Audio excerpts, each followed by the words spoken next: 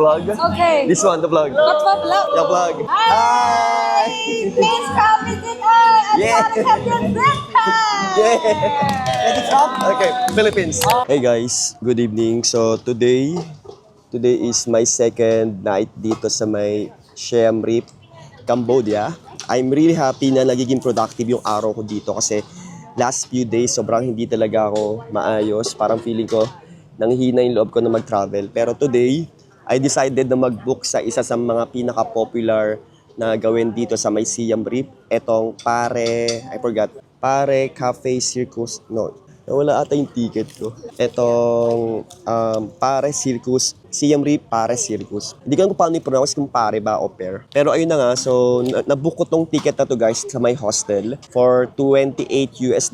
So meron kang pagpipilian doon, tatlo kasi yon, is either A, B, or C. Yung A, yun yung pinakarap ng stage. Tapos yung B, yun yung taas ng A. Tapos yung C naman is yun yung side by side. So pinili ko yung sa gitna para mas makita talaga natin lahat ng mangyayari during the show. And hindi pa ako nagdi-dinner kasi galing from hostel, going here. Guys, nagmamadali ako dahil galing kami sa may floating village. Kasama ko yung mga kaibigan ko na nakilala ko lang din sa hostel.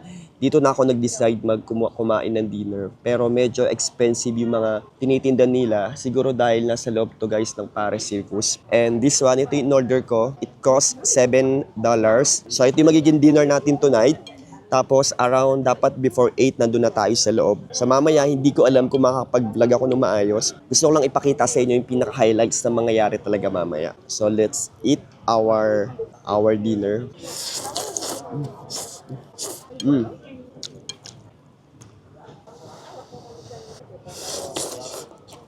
Feeling ko kailangan natin pumunta doon na mas maaga kasi yung seat doon guys is open siya. Wala siyang naka-indicate kung saan kayo nakaupo. Nakalagay dito is letter B, prepared open B. Wala siyang nakalagay parang seat number or something else kasi parang mahabang bangkuan lang yon. So kailangan nating kumain ng mabilisan talaga dito.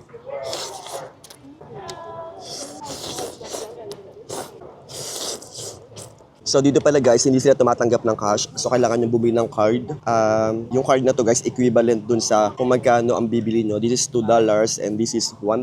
So tapos na tayong mag-dinner. At ang gawin na lang natin is maghanap tayo ng tubig. Turn on is papasok na tayo sa loob ng circus guys. Kailangan natin maging maaga dahil feeling ko marami ng taong nasa loob ngayon doon. So dito ako kumain guys. Dito ako order ng mga pagkain. Papakita ko lang sa inyo. Ito yung mga in-order ko. This is the price also. Marami kayong choices sa pagpipilian dito. Meron ding ito mga takoyaki I guess. Num crock and also some noodles pa rin. I think this is more vegetarian. Do you have any bottled water here? We don't have. Coke, how much? It's $1.50. $1? $1.50. Yeah, this is $2. Parang medyo matapang yung mga tao ngayon dito. Thank you. Can I bring this inside? Thank you. Hindi na natin pumasok sa loob guys para hindi tayo maubusan ng pwesto. Dito kanina meron siyang bago magsimula yung show, meron silang pre-show dito kanina. Tapos maraming mga taong nanonood dito. So merong table lang dito. Kung gusto nyo kumain ng dinner, so may makikita lang kayo ng mga table dito. Kasi nga lang, ang medyo lang guys is medyo expensive yung pagkain dito. Can I film inside? Is it okay? Can I take a video inside? Some clips? Okay, thank you. So ito na tayo. Nice! Venue has been sanitized.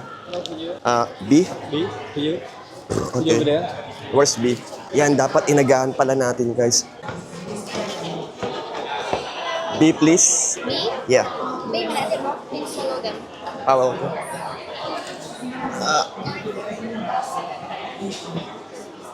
Okay.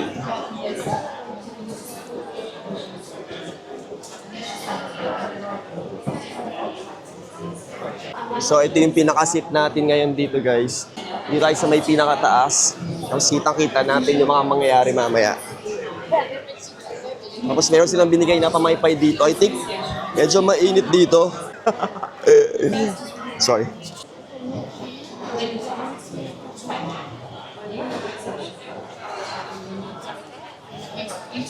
Buuan guys ng buong stage. Diyan yung letter C I guess. Tapos dito naman yung letter A. Tapos itong inuupuan ko ngayon, this is letter B. I think perfect location to guys kasi kitang-kita natin mamaya kung ano yung mga mangyayari.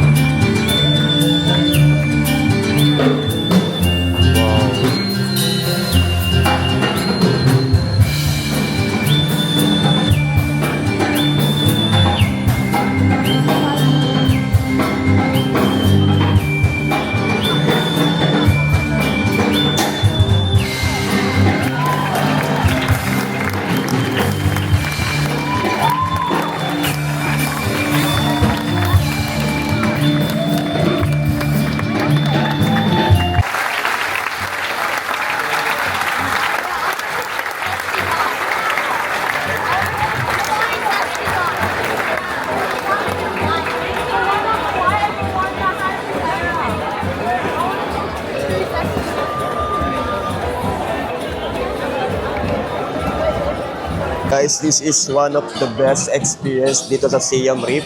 So kakatapos lang guys ng show and sa baba pwede kayong magpa-picture dun sa mga artists and this is really good experience. You have to try this guys. Sa baba tayo doon para magpa-picture. Pero mga picture something. So let's try.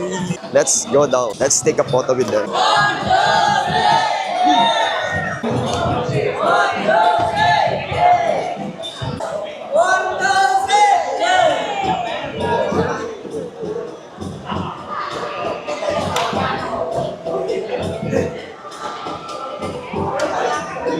Hey Chloe, Lisa.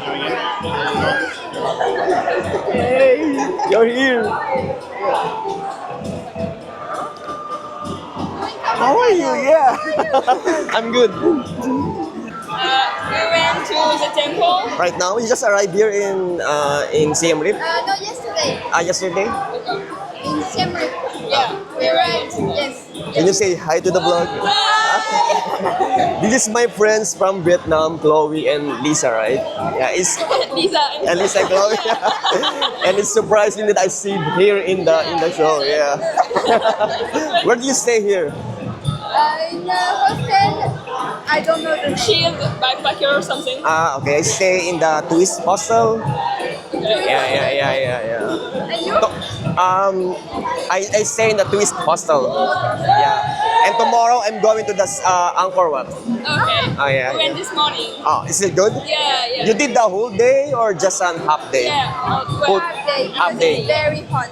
It is worth it or for half day? Half day. You can do all the temples for half day? Yeah. Okay. Well, It's 5 temples. yeah. Oh, really? And I think it's enough. Yeah. It's enough. Yeah. Okay. Because I'm planning for 3 days because there's a lot of temple inside the Angkor Wat. But it's one day is okay. You say. Yeah, well, maybe it's it's a lot worth of it. temples. So. Oh yeah. Okay. I'll take a picture over there. Yeah, And nice to meet you here. yeah. Okay. Nice. Bye. Good night. Nice to see you here.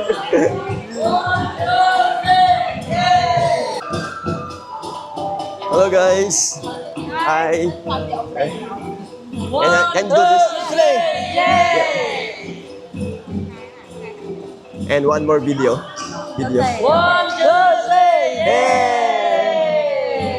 Can you say to hi to the vlog? Okay. This one, the vlog. What vlog? The vlog. Hi. Please come visit us. And Yeah. have your breakfast. Yeah. Okay, Philippines. Thank you. Bye. Yes, thank you. Okay guys, so kakatapos lang ng show. So nagpa-picture ako dito sa mga artists and I think this first time ko makapanood, to be honest, first time ko makapanood ng circus show and sobrang na-enjoy ko tong bagay na to. At I think isa to sa mga bagay na maganda nyong gawin dito sa Siam Reef. At for only, I think, $28, sulit naman yung 1 hour sa mga show nila. And this one, talagang feel nyo guys na nasa circus show kayo. Yung, hindi ka masabihin ko sa totoo lang. Pero this is the venue, guys. Ayan, ito yung venue at ito yung mga artists. Nagpapapicture sila after ng show. So dito, merong musical. Andyan yung music nila. Tapos ito yung part ng lightning. And then, doon may another music pa rin. And alam nyo ba, sobrang ang ganda ng production nila dito. Nakakatawa kasi, alam nyo, circus show, pero nasa Cambodia tayo. Exit. Here, I'm sorry. So guys, kakatapos lang ng circus show. So, hindi ko alam kung ano sasabihin ko kasi actually first time ko makapanood ng circus show sa buong buhay ko. Pero masabi ko na maganda yung production nila, yung pagkakagawa nila ng storytelling and the way sila magpatawa sa mga audience is kuwang-kuwa nila yung kilite ng bawat tao. Ano daw? Pero overall guys, sobrang ganda ng experience na to. And I think isa to sa mga bagay na pwede nyong gawin kapag pumunta kayo dito sa may Siam Reef. Ang pagkakaalam ko is yung bawat tickets na binibili nyo para dito, parang napupunta rin yung iba sa charity. Parang meron silang tinutulungan ng mga estudyante at dun arts, theater arts. Hindi ko alam kung paano i-express kasi yung feeling ng kapag nanonood ka ng isang circus show and may kita mo doon na talagang yung mga tao dun sa lahat na nanonood, sobrang saya nila at sobrang nakaka-amaze na makita kung paano nila ginagawa yung bawat stunt nila. At napansin ko pala, halos lahat ng mga nanonood dito is mga foreigner. Wala halos siguro mga lokal. Para sa akin, bilang isang foreigner dito, sobrang ang ganda, sulit. At ito yung pinaka nila. Ano pala to guys? nasama sa Guinness World of Records longest circus show. Hindi ko alam kung anong year, pero dito sa may ano nila, nakalagay dito, Guinness World of Records longest circus show. So, I think that it's for today. Gusto ko lang ipakita sa inyo yung experience na to talaga and nakaka-amaze, nakakatuwa at sobrang satisfying ng ginawa natin para sa araw na to. Sa mga magpupunta dito sa may Siam Reap, guys, huwag niyo kalimutan ng magpunta dito. Ayun lang mga sabi ko. So, let's go. At punta pala kayo na mas maaga dito kasi kapag mas maaga kayo, nandun kayo sa may pinakaharapan, may kita nyo harap-harapan talaga yung mga nag-i-stand doon. So, I think that's it for today and see you next vlog. Bye!